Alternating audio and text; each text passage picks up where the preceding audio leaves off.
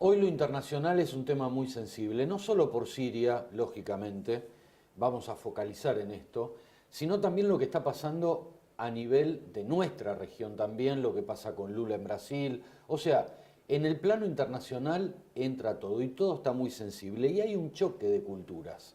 Por eso quiero comenzar esta nota con una reflexión que hice propia, pero que me dijeron en una oportunidad que incultura es no reconocer otras culturas. Así que vamos a tratar de focalizar en principio en el conflicto que hay hoy por hoy entre tres países con Siria. Eduardo Martínez, gracias por haber venido. Un placer, un placer. Bueno, Eduardo, Qué es lío, conflictivo, ya lo creo, flor de lío. A ver, siempre el desafío es explicar lo complejo fácil, pero yo creo que hay mucho mito dentro de este conflicto, porque los propios países como Siria, que siempre han vivido cierta cerrazón informativa, no se sabe demasiado, y se sabe cuando hay una guerra, y mucho tampoco se los entiende a cómo se manejan los países árabes culturalmente en las decisiones políticas o el tipo de gobiernos que eligen tener. Y se llega a estos momentos en que pasa lo que pasa y nadie entiende de qué lado vienen las cosas. En realidad, Siria, por ejemplo, para que la gente entienda, fue durante mucho tiempo, parte del imperio turco-otomano. Y eso se cortó cuando en la Primera Guerra Mundial se caen todos los imperios. Y hay un montón de zonas en el mundo, sobre todo en Medio Oriente, que eran parte de esos imperios y se quedan sin papá. ¿Y ahora qué hacemos? Entonces, ¿qué hicieron las grandes potencias vencedoras de esa guerra? Dijeron, bueno, hagamos protectorados. Nos repartimos las zonas, británicos, franceses, y gobernamos un poco esta zona hasta que arranquen solitos. Esta era la idea. Así nace los británicos en Palestina, que 12 horas antes de terminar el mandato hicieron la plancha durante 30 años y dividen Palestina entre Israel y Cisjordania y se fueron corriendo, dejando un lío terrible sin charlarlo. Sí, por capricho. Pero mal, teniendo mucho tiempo para hablar las cosas, cuando los judíos y los palestinos se llevaban fantástico en esa zona en el siglo XIX, fantástico. Mito también de que siempre se llevaron mal. Y Siria se la dieron a los franceses, y los franceses la tuvieron hasta que después de la Segunda Guerra Mundial le dijeron, te tenés que ir. Y no se querían ir, los británicos medio lo empujan para que se vayan, se estaban yendo todos. Y ahí cae en una época que se van gobiernos militares, que se van deponiendo, muchos asesinados en el poder, hasta que en los 70, inspirado en un movimiento que se llamó el panarabismo, que era la izquierda árabe, que había tenido grandes personajes, algunos más oscuros que otros, hay que decir, como Saddam Hussein, Gaddafi, Arafat y los Bashar al-Assad. El papá entra en la década del 70, muere en el 2000, asume el hijo. Y pocos saben cómo era Siria antes de este lío. Siria era un país, la verdad, a pesar de que el poder se pasaba de padre a hijo, además, moderno, organizado, con un montón de turismo, quizás la perla de Medio Oriente porque era muy progresista, ¿no? Él por su propia juventud hizo un país bastante moderno, pero cuando salen todas estas revueltas árabes, empiezan a deponer gobierno, le toca a Bashar al-Assad una revuelta, y ahí lo que pasa siempre, cuando se van metiendo las potencias de un lado del otro, Tal cual. se armó la que se armó. Entonces vos tenés que por ser izquierda árabe Bashar al-Assad lo apoya a Rusia, a los rebeldes los apoya a Estados Unidos, y de repente vos ves que tenés los militares de Bashar al-Assad, los rusos, los iraníes de un lado, en el medio el ISIS que todavía juega poco, ahora está más caído pero está jugando, algo de Al-Qaeda, y de otro lado tenés más de 10 países de coaliciones que vienen atacando constantemente, en un territorio más o menos parecido para que la gente entienda a lo que es la provincia de Santa Fe. Eso es Siria. Eso es Siria. Y así estamos. Y de repente genera otros paradigmas, por decir. Son países complejos, con una historia compleja, con un sistema político que el Occidente mucho no entiende de estas cosas. No, por eso digo la incultura No que hay en su entiende, momento, claro, ¿no? tal cual. O sea, hay porque que no entiende. abrir, hay que Porque, abrir. por ejemplo, Estados Unidos cuando derroca a Saddam Hussein quiere poner democracia en Irak. Y uno dice, ¿por qué democracia? Entonces uno dice estas cosas y dice, no, pero no, hay que hacer democráticos los países. No, ¿por qué?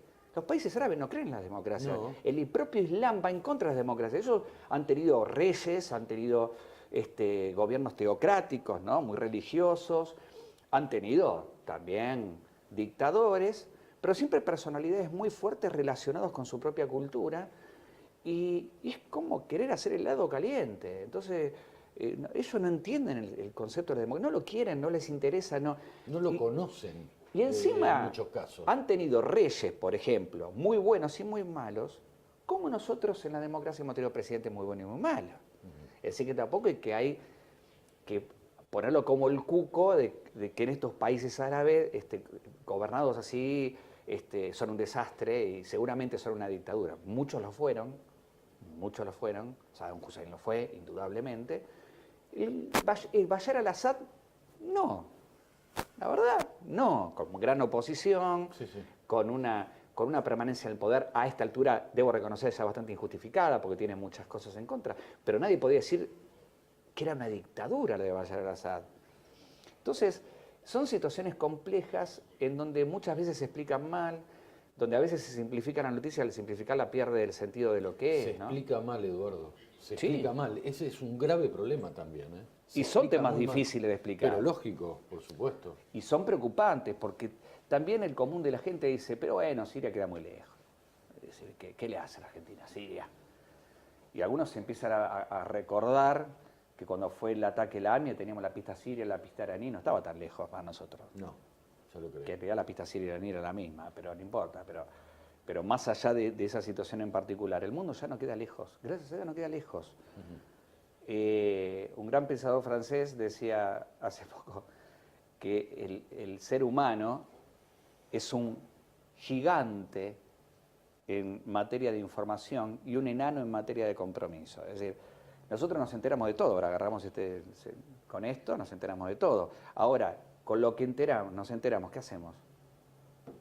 Es decir, no hay una reacción frente a la noticia, no hay más que decir qué horrible lo que pasa en África. ¿No? Es decir, Bueno, pasa esto, Eduardo, sociológicamente cuando tenés mucho, no sí, tenés nada. tal cual. O sea, no hay nada. Cuando tenés tanto café, estamos por tomando ejemplo. acá, es como que no tenés café. No tenés café. O sea, lo que es en demasía se rechaza. Absolutamente. Es más, pasa con el mismo concepto de hipermediatización. ¿Qué es esto? Que cuando vos en los medios repetís mucho el tema, algunos medios piensan que porque lo estás repitiendo estás informando mucho, y en realidad empezás a desinformar porque la gente cuando lo ve ya cambia de canal. Tal cual. Entonces, Woody Allen decía que eso pasaba con el amor, ¿no? Que dolía tanto la falta como la sobra, ¿no? Porque una cosa es que no te den bola y otra cosa es que cada 3 minutos te dicen te quiero, te quiero, te quiero, te quiero, te quiero. No. Entonces, las relaciones internacionales no son distintas. No, ya lo creo. Es como un consorcio del mundo. Sí. Vos sabés que nos quedan menos de 2 minutos y no quiero dejar nuestra región. Un gusto escucharte. Por eso no te interrumpí. No. Digo, ¿qué pasa con Lula, Brasil? Vamos un poco a la región nuestra. El caso de Lula es, él, por ejemplo, en este momento, en lo concreto, tiene 5 causas abiertas importantes, de las cuales la más floja de papeles, es la por la cual está detenido. Que esto es una de las grandes discusiones, porque si hablábamos de la causa de la Fundación Lula con Petrobras, hay algunas cosas que son interesantes de analizar y ver si realmente ahí hubo corrupción o no. Pero lo cierto es que es terrible cuando los tiempos de la justicia van pensando los tiempos de la política. Entonces dicen, no, si se puede presentar en agosto y puede ser elegido en octubre, hay que detener esto antes. Y en realidad la justicia tiene que tener sus tiempos, y si un día es elegido lo tienen que destituir, como hicieron con Dilma Rousseff, que lo hagan. Me parece que cuando se juegan estos tiempos apurados, y ahora se está repensando en capaz de liberarlo hasta el juicio, porque se hizo apurado y porque en realidad la única prueba que hay es un delator que le sacaron 7 años de condena por decirlo, y no hay otra cosa. Entonces, cuando empiezan a pasar estas cosas, es más grave, inclusive si Lula en esta causa fuera realmente corrupto. ¿Por qué? Porque ya embarramos la cancha de la justicia. Claro. Pero me parece que sí, como reflexión final diría que tampoco hay que caer que determinado tipo de gobiernos en la región tienden a ser exactamente corruptos. Yo creo que la corrupción ha marcado casi todas las administraciones del mundo. Y que en este momento los 3 modelos más exitosos justamente latinoamericanos son modelos populares, porque por ejemplo, Perú fue uno de los que más creció hace unos años, le ganó después Ecuador y hoy es Bolivia, el país que más crece en la región. Gobiernos populares, es decir, ¿se puede ser popular y bueno y buen administrador? Sí, se puede. ¿Pasó en el común? Y no, más o menos, es decir, realmente no mucho. Pero en realidad quizás el caso Lula y el caso Brasil lo que nos refleja es qué tipo de calidad de gobierno necesitamos más allá de la corriente. Yo creo que ya hay algo que no se perdona, no lo perdona la gente por las carencias mismas, es el tema de la corrupción, indudablemente. Sí, no. Ahí tolerancia cero, como dice el libro. Absolutamente. Eduardo Martínez, gracias. Un placer, un placer. Gracias. Pausa.